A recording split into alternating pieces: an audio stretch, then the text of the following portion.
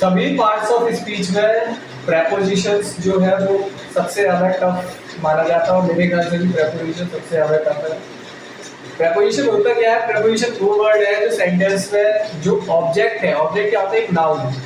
यहाँ पे ऑब्जेक्ट क्या है? जैसे क्लोजेट, क्लोजेट एक ऑब्जेक्ट है यहाँ पे। तो जो ऑब्जेक्ट होता है उसका बाकी सेंटेंस के साथ क्या रिलेशन है, उस रिलेशन को दिखाने के लिए जो वर्ड को यूज करते हैं वो हम प्रेपोजिशन, जैसे इस सेंटेंस में इन प्रेपोजिशन है, तो करेक्ट प्रेपोजिशन आइडेंटिफाई करना कि इस सेंटेंस में कौन सा प्रेपोजिशन यूज होगा काफी डिफिकल्ट हो जाता है और कई बार इसमें गलती कर जाते हैं लोग, और ये प्रैक्टिस के साथ और बहुत सारी रीडिंग करने के बाद ही सही से समझ में आ पाता है।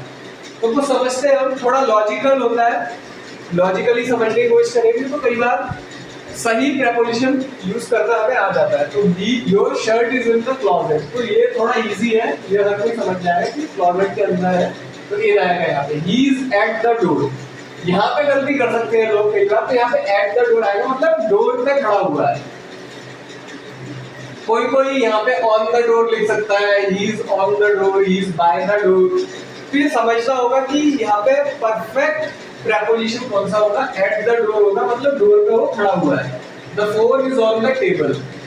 अब टेबल क्या है? टेबल एक सरफेस है, तो यहाँ पे ऑन आएगा। The sky is above my head, तो स्काई जो है मेरे सर के ऊपर है, तो यहाँ पे अबव आएगा। There are clouds over the hills, पहाड़ियां है, पहाड़ियां के ऊपर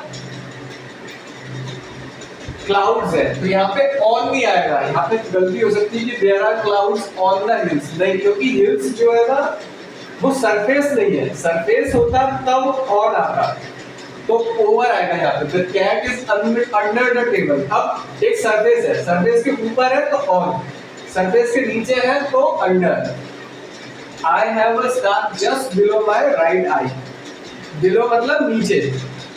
He went to college, तो यहाँ पे टू आएगा। He came from England, यहाँ पे from आएगा। He came into the house, अब यहाँ पे कई बार गलती हो जाती है कि in यूज कर लेते हैं यहाँ पे लोग, यहाँ in नहीं आएगा, यहाँ पे into आएगा, मतलब मोशन हो रहा है, कहीं से कहीं जा रहे हैं तो यहाँ पे into आएगा। He is going out of the town, तो out of the आएगा यहाँ पे। He drove through the tunnel, अब टनल के थ्रू जा रहा है, यहाँ पे थ्रू आएगा, ठीक है। इन द टनल नहीं आएगा, इन आता कि यहाँ पे कई बार लोग इन लगा सकते हैं कि टनल में ड्रोव करा, नहीं, थ्रू द टनल, टनल के थ्रू जा रहा है, यहाँ पे थ्रू आएगा। He went across the river, river को तैरा, अक्रॉस द रिवर गया था। Car beside the cycle is mine, यहाँ पे बिसाइड्स नहीं आएगा, बिसाइड और बिसाइड्स में डिफरेंस होता है। बिसाइड का मतलब होता है जब बगल में हो, बिसाइड्स का मतलब होता है उसके अलावा। He parked his car in front of my house, तो यहाँ पे इन फ्रंट आएगा।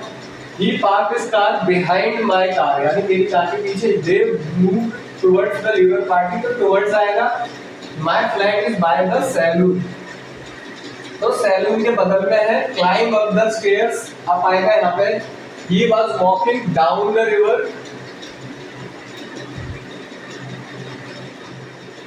ठीक है। He was walking down the stairs, stairs से नीचे उतरा वो। The cat is between the two boxes, जब दो की बात होती है, दो के बीच में चूज करना होता है तो बिटवीन यूज करते हैं। जब बहुत सारों के बीच में चूज करना होता है तो अलोंग यूज करते हैं।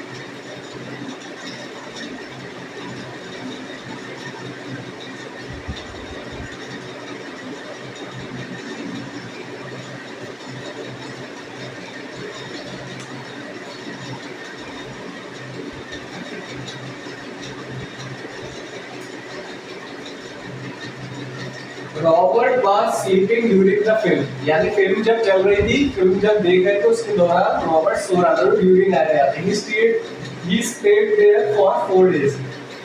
यानी जब टाइम पीरियड को दिखाना होता है तो फॉर का यूज करते हैं। Alex has been in the village since Sunday. अब कोई चीज किसी पर्टिकुलर टाइम से हो रही है तो सिंस का यूज करेंगे। सिंस संडे तो यहाँ पे सिंस आएगा। तो यहाँ पे कई बार फॉर और सिंस में लोगों को कंफ्यूजन हो जाता है, तो ये भी याद रखना है। फॉर एक टाइम पीरियड को दिखाने के लिए होता है जहाँ पे 4 डेज है, और सिंस कोई चीज कभी किसी पर्टिकुलर टाइम से होगी तो सिंस का यूज करेंगे।